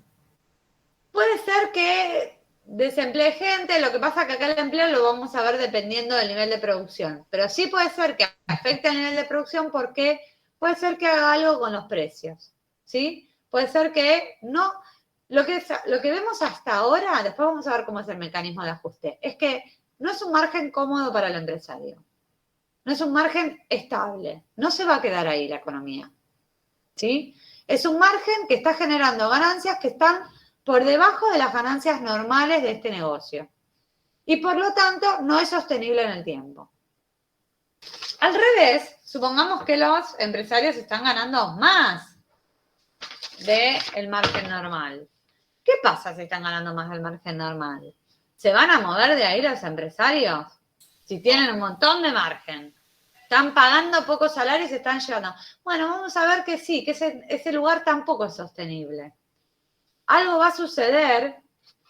Y porque para los trabajadores no lo es. ¿Va a caer la demanda? Bueno, más o menos. Todo lo que dicen está diferente. En realidad, como hay poca demanda y poca producción, por eso hay poco salario real, por eso hay mucho margen de ganancia. Entonces, hay mucho margen, les queda mucho margen, pero no están vendiendo mucho, ¿sí? Entonces, puede empezar incluso una competencia entre ellos para bajar precios. Eso todavía ni lo anoten, porque esto va para adelante, todavía no. Lo único que tenemos que entender es que un margen de ganancia distinto al margen normal no es sostenible. En el mediano plazo, el margen tiene que tomar ese valor paramétrico MU, que es el que toma el salario real y que es, por ejemplo, 30%, 0,3, ¿sí? Un X porcentaje que se lleva el empresario de cada precio como ganancia. Entonces, si MU tiene un valor determinado, esta PS de mediano plazo, ¿cómo es? Ay, yo estoy con el mouse acá. Esta PS de mediano plazo, ¿cómo es en el gráfico? Horizontal. Una recta trazada en ese nivel de salario real que determina ese margen de ganancia normal. O sea que en el mediano plazo la economía tendría que alcanzar este nivel de margen de ganancia que llamamos MU. Puede cambiar, ¿qué pasa? Blanchard, y esto lo van a ver, por eso no solo tienen que leer Blanchard, tienen que leer Blanchard y tienen que leer una nota de cátedra, que es la nota de clase número 4 o algo así, y también tienen que leer un paper de Ramiro Albrieu sobre los ajustes de los salarios y los precios en el tiempo. Todo eso va para toda esta etapa de mercado de trabajo y el modelo de oferta y demanda que vamos a empezar a ver mañana. ¿Qué es lo importante? ¿Qué hace Blanchard? Blanchard solo dibuja las curvas de mediano, o sea, no hace esta cosa que metimos acá nosotros en el curso desde hace un montón de años y que está en la nota de clase número 4, que es la que les digo que tienen que leer, no lo hace. Entonces, lo que hace Blanchard es solo un gráfico de mediano plazo. ¿Qué significa que haya solo un gráfico de mediano plazo que no podemos ver en realidad en ese gráfico? Lo que pasa en el corto. Y en el corto, si nosotros no podemos ver lo que pasa en el corto, cualquier cosa que pase, o vamos a decirlo de otra manera, si nosotros no vemos un cambio en el salario real, que por lo tanto cambia el margen de ganancia, entonces nunca puede cambiar el salario real y nunca puede cambiar el margen de ganancia. Y si nunca puede cambiar el salario real, entonces ¿para qué dijimos que el salario real era una función del desempleo? Decíamos que variaba cuando variaba el desempleo. Entonces, lo que estamos haciendo es meter una relación de corto plazo, que es la única relación de corto plazo que hay en este gráfico, y que es la que nos va a permitir entender qué pasa en el corto. En el corto, ¿puede variar el desempleo, el salario real y el margen de ganancia? Sí. En el corto, esto puede aumentar el desempleo, caer el salario real y aumentar el margen de ganancia. ¿Ese punto es sostenible en el tiempo? No, porque en ese nivel de desempleo, por ejemplo, el que está por acá, tengo un margen de ganancia muy grande y un salario real muy bajo y son situaciones donde la economía no se queda cómoda, ¿sí? Algo sigue sucediendo, no hay sostenibilidad a ese punto de equilibrio, pero sí puede pasar en el corto plazo. Y, ¿qué más vamos a decir? Un punto más recontranocional y súper importante para el resto de la materia, que es que cuando la economía alcanza ese nivel, ahora bórrense de la cabeza la PS de corto, ¿sí? Miren, la WS de largo con la PS de largo, ¿sí? El nivel de salario real que determinado por un nivel, vamos a decirlo de otra manera, el nivel de salario real determinado en la formación de salarios, donde están trabajadores y empresarios formando salarios, que deja el margen de ganancia en su nivel normal, está asociado a un nivel de desempleo que tiene un nombre y se llama tasa de desempleo estructural.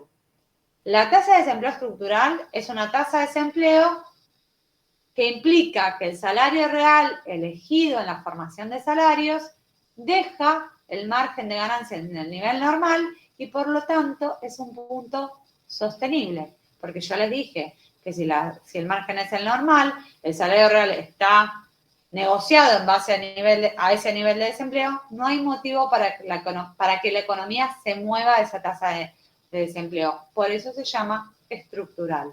Es una tasa sostenible de desempleo para esta economía. Es una tasa de desempleo que no genera tensiones. Hasta acá con eso un montón. Vamos a hablar un montón de esta tasa y qué significa que no genere tensiones, que sea sostenible.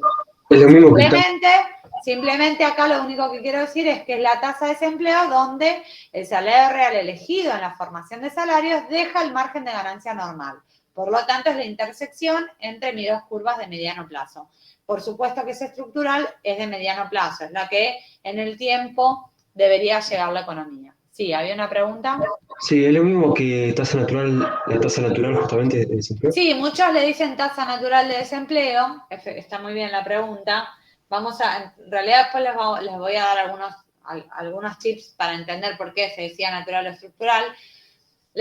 Muchos le llaman natural, pero no es natural esa tasa, ¿no? De hecho, con este modelo súper simplificado del mercado de trabajo, la posición de la tasa de desempleo es donde está la posición de la WS, que implica cuál es la relación que tienen los trabajadores con el salario real o cuánto aumenta la negociación de los trabajadores cuando cae el desempleo y por lo tanto cuánto pueden modificar su salario real en el mediano plazo. Tiene que ver con Z, ¿sí? Todas las variables que influyen en el salario que pusieron esta curva acá y tiene que ver con cuál es ese margen de ganancia. Ese margen de ganancia tendrá que ver con la idiosincrasia del país, si las ganancias normalmente tienen, si las empresas, normalmente tienen un margen de ganancia muy alto o muy bajo, tendrá que ver con la competencia, con el nivel de competencia de las empresas que hay en la economía. Supuestamente, cuanto mayor es el nivel de competencia, ese margen de ganancia debería ser más bajo, ¿sí? Con la ley antimonopolio, con la ley de defensa de la competencia. Todas esas cuestiones implican la posición de la PS de mediano y de la WS de mediano y por lo tanto cambian la tasa de desempleo estructural, con lo cual no es natural esa tasa. Tiene que ver con la estructura económica, tiene que ver con ciertos factores estructurales de la economía en cuestión. Pero sí, es lo mismo que la tasa de desempleo natural o en estos modelos ya no se llama natural, son modelos un poquito más modernos, se llama estructural. Sí, ¿alguien preguntó? Sí, David. Sí, medio que me mareé un poquito. Exactamente las curvas WS y PS, ¿qué es lo que nos están mostrando? O sea, por definición. La WS es la ecuación de salarios y la PS es la ecuación de formación de los precios. Ah, ok. ¿Ok? Bien. Vamos entonces a repasar algunas cosas que fuimos diciendo. Primero, estamos con el supuesto de que los precios se van corrigiendo, que hay previsión imperfecta, por supuesto, pero que hay un modelo de corrección de errores. Es decir, que no presuponemos que la gente se equivoca sistemáticamente, que hay un aprendizaje en la formación de expectativas y que llega un momento, un periodo muy difuso, ya vamos a entender mejor de qué hablamos cuando hablamos de mediano plazo, pero ese periodo muy difuso es el periodo en el cual entendemos que los precios y los precios esperados se igualan. Es decir, que la gente aprendió y formó bien las expectativas, no se equivoca sistemáticamente. Es decir, que se va corrigiendo el error, que el error es cada vez más chico, que no hay previsión imperfecta, indefinida y que no hay ninguna forma de que yo pueda estimar mejor las variables.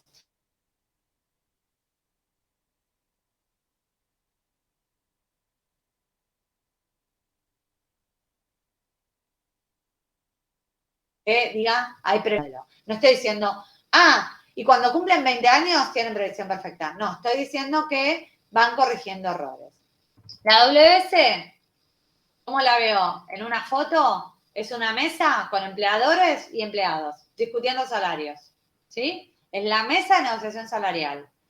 En esa mesa de negociación salarial, la principal variable que va a permitir que hablen más los trabajadores o que hablen más los empresarios es el desempleo. Es el desempleo el que va a determinar cuál es el poder de negociación de los trabajadores y, por lo tanto, va a permitir mejoras o empeoramientos de su salario real, ¿sí? Dada Z, que son otras variables que también influyen. Pero la principal variable que influye en la determinación del salario real es el desempleo. No es un salario que fijan los trabajadores. Es una mesa, siempre el salario es una negociación entre empresarios y trabajadores. ¿Qué tipo de negociación? Todas las que vimos al inicio, puede ser colectiva, dentro de la empresa, cero negociación, pero es una mesa donde están las dos partes, ¿sí? Y en las dos partes están mirando el nivel de desempleo para ver cuánto se puede llevar cada una de esa mesa, ¿sí? Entonces, menor nivel de desempleo, mayor poder de negociación de los trabajadores, por supuesto, mayor salario real. La PS, repasamos y de paso respondemos lo que decía David, es la ecuación de precios. Es el mercado donde se determinan los precios de los productos. ¿Y cómo se determinan los precios de los productos? A través de un mecanismo oligopólico de formación de precios. Si hubiera competencia perfecta, no habría margen de ganancia. En competencia perfecta, el precio es igual al costo marginal. Supongamos que acá tenemos, vamos a hacer el ejemplo más básico de todos. Para producir una unidad, llevo un trabajador. Entonces, para producir una unidad, mi costo es el salario de ese trabajador, ¿sí? Entonces, el costo marginal de producir una unidad más es un trabajador más. Por lo tanto, el salario. O sea que el costo marginal es el salario y en competencia perfecta el precio es igual al costo marginal, algo que había surgido en la clase anterior.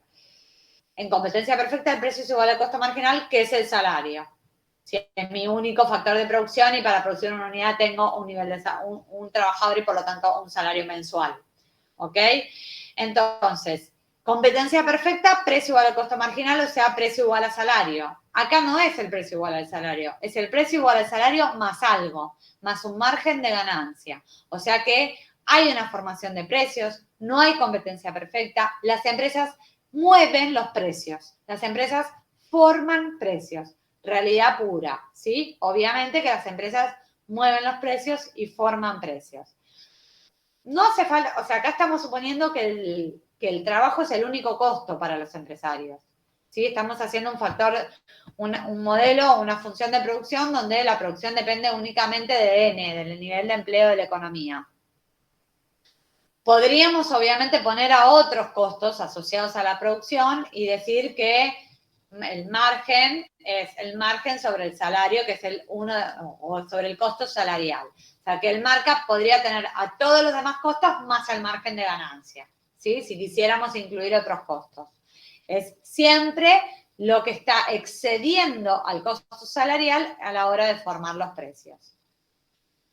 Ese margen o markup, ¿sí? Que es ese margen sobre los costos que dijimos, o el margen de ganancia, tiene ese nivel nocional, normal, promedio, mediano plazo, el que quieren los empresarios para mantenerse en el negocio, si no se van a ir o entrar o va a pasar algo, es ese 20, 30, el 40, dependiendo de la actividad, es un margen paramétrico, es un parámetro del modelo, ¿sí? Y está definiendo dónde está ubicada la PS de mediano plazo. Por lo tanto, si cambia el margen de ganancia, cambia se cambia la curva, se desplaza la PS para arriba o para abajo, ¿sí? Por ejemplo, si un cambio de MU puede ser porque de repente hay una política agresiva en defensa de la competencia. No se pueden formar, no hay más posibilidad de que una actividad esté con una sola empresa o con 5 empresas o con 10 empresas. Bajo impuestos para que entren empresas. Cualquier política de defensa de la competencia, ¿qué haría con el margen de ganancia? Lo reduce. Lo reduce, por lo tanto, la PS se desplazaría hacia arriba. Ceteris paribus, aumentaría el salario real, ¿sí? Y bajaría la tasa de desempleo estructural, ¿sí? Fíjense, estos cambios estructurales, por ejemplo, el cambio de MU, son cambios de mediano plazo. Por eso los pueden ver directo de Blanchard, que explica el mediano plazo perfectamente. Lo que no tiene Blanchard es el ajuste de corto.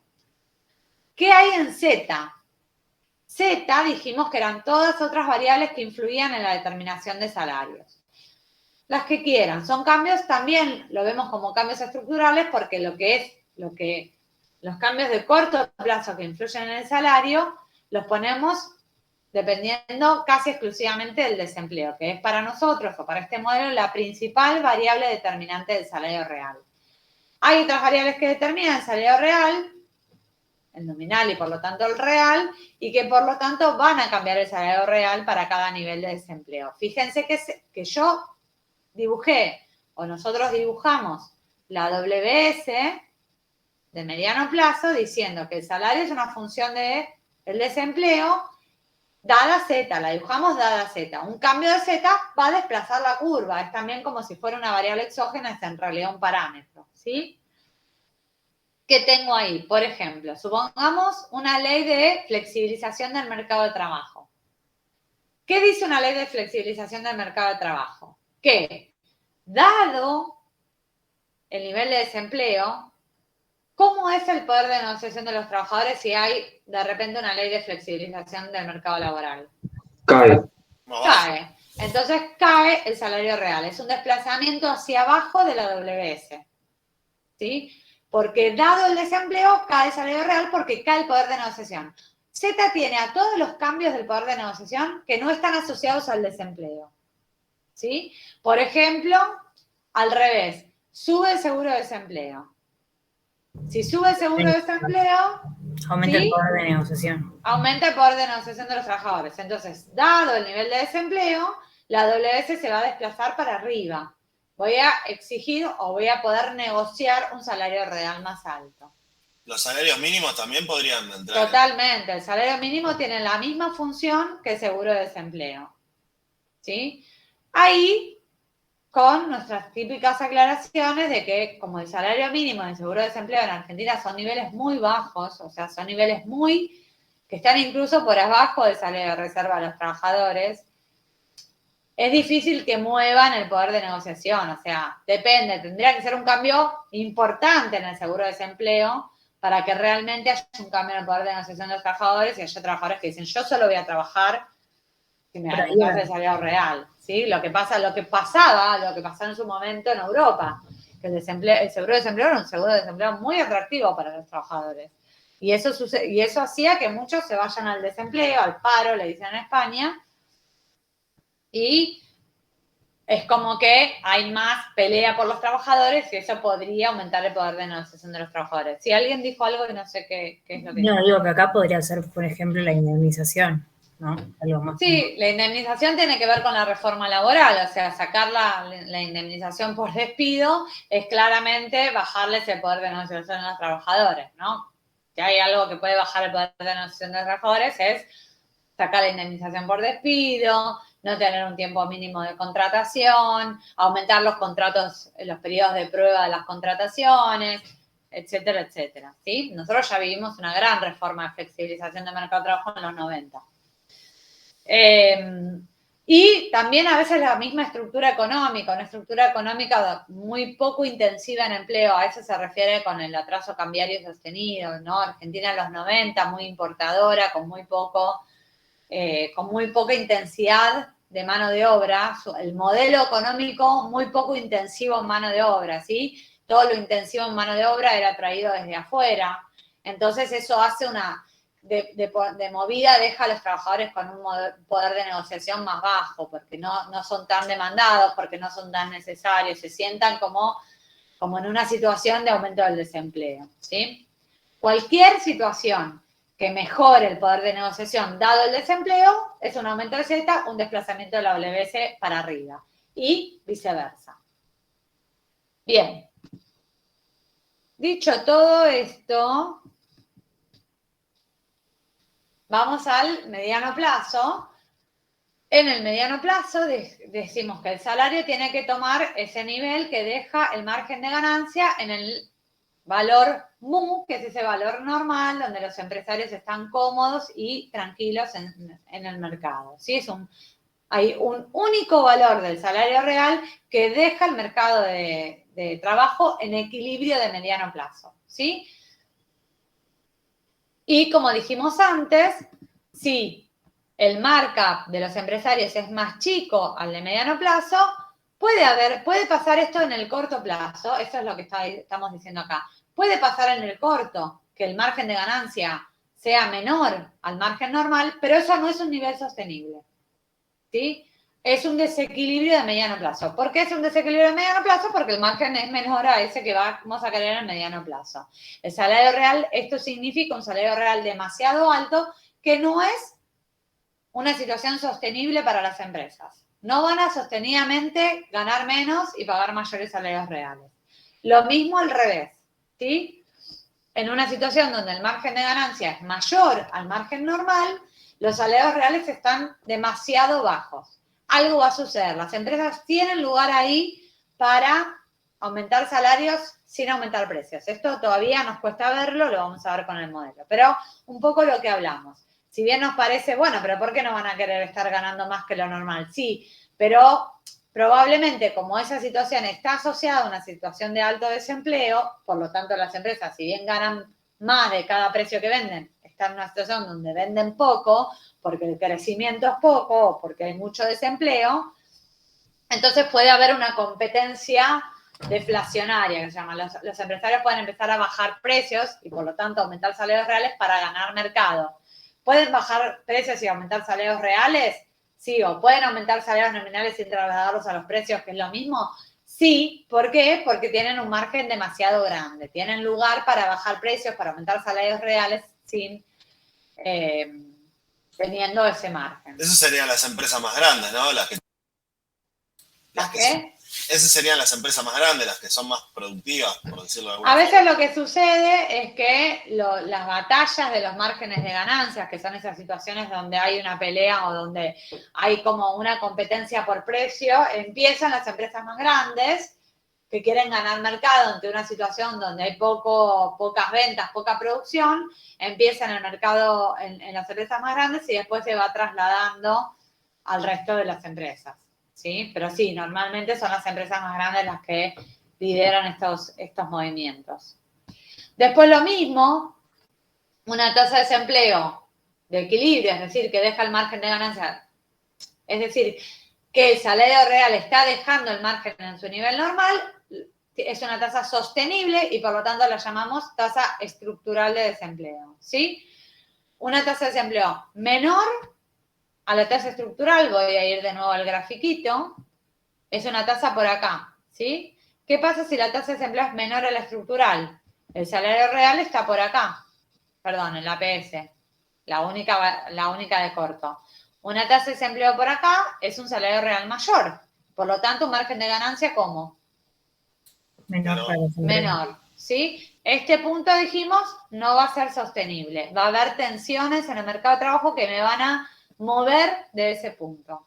Lo mismo al revés, ¿sí? Entonces, la única tasa sostenible es esa tasa de desempleo que llamamos estructural.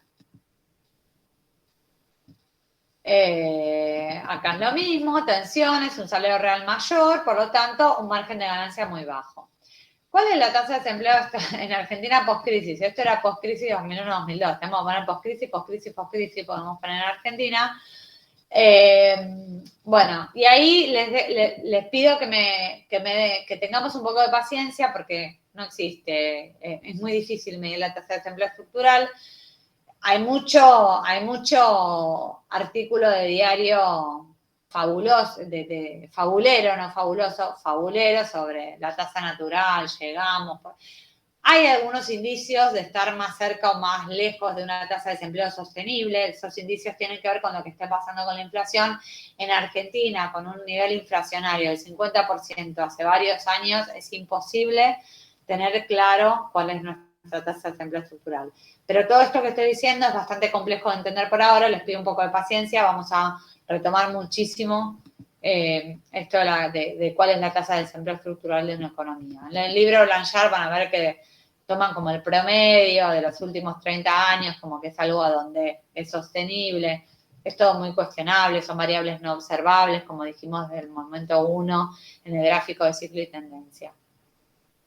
Acá hay unos gráficos que están en la nota de clase número 4, que un poco lo que quieren es evidenciar, justificar, ejemplificar estas relaciones que estamos haciendo entre salarios, poder de negociación, desempleo, etcétera. Acá lo que tenemos es el salario real del sector privado. Primero, lo que vemos es la gran caída con la crisis en el 2001-2002 y después una recuperación, ¿sí? Y normalmente, ¿sí? Recuperaciones que siguen, o sea, el índice de huelgas lo que está queriendo mostrar acá un poco es el poder de negociación de los trabajadores, ¿sí? Cuando la situación está muy, muy, muy complicada, la huelga de la nada es más difícil porque los trabajadores temen quedarse sin empleo y demás. Cuando hay un poco más de poder de negociación hay más huelgas. En Argentina también estamos en una situación muy complicada para analizarlo con el índice de huelga. Me gustaría más pasar a este gráfico donde tenemos la clara relación entre, esto es solamente desocupación y empleo. ¿Se acuerdan que hablábamos de la tasa de desempleo o desocupación? Que la medimos en este eje, porcentaje de la PEA, ¿recuerdan? Acá tenemos del 24,1 que era en mayo del 2002, pasó al 11,1 en 2005, es un poco lo que está ahora la tasa, ahora está en 10 y pico. Es el porcentaje de la PEA que no consigue trabajo. Y acá tenemos la evolución de la tasa de actividad y la tasa de empleo y vemos que suben las dos. En realidad la actividad primero baja, después más o menos se mantiene, después baja y después, a partir del 2005, con la consolidación de la recuperación, se reactiva un poco la tasa de actividad y se reactiva un poco más la tasa de empleo, por eso cae la de desempleo, porque la de empleo está creciendo más que la de la actividad. Eso les dejo la de tarea que lo piensen, porque es una cuestión de ver las ecuaciones. Y el principal gráfico del modelo es este, que es distinguir entre desempleo y salario real, o ver cómo son las tendencias. ¿Por qué se ve tan mal esto? Cómo son la evolución del desempleo y del salario real. Por ejemplo, vamos a la crisis 2001-2002, tenemos un gran aumento de la desocupación, una gran caída del salario real. O sea que la relación negativa entre salario real y desempleo es, por supuesto, muy visible. Acá lo tenemos en los 2000 y tenemos acá el salario cómo va creciendo mientras el desempleo va cayendo. No significa que la relación sea 1 a 1, no es que cae un punto la desocupación, sube un punto el desempleo, sino que la relación es inversa, que es lo que vemos en la curva de salarios. Yo tenía acá justo que lo vi hoy por otra cosa y dije, bueno, lo podemos mostrar. No, esta no es de salario, dije cualquier cosa, olvídense. Si hacemos lo mismo para los próximos periodos, pasa lo mismo. ¿Sí? Normalmente el salario es una función negativa del desempleo. Hay momentos donde la elasticidad del salario del desempleo es más alta y hay momentos donde la elasticidad es más baja, pero en general van al revés. ¿Sí? Bien. Con esto cerramos e introducimos la clase de mañana. Ya terminó 2 minutos y... no, 2 minutos no, voy a hacerlo mañana porque tengo que cambiar los ejes y me olvidé. Bueno, mañana seguimos, chicos. Seguimos mañana a la 1. Esta es la pieza disparadora de la clase de mañana, así que mañana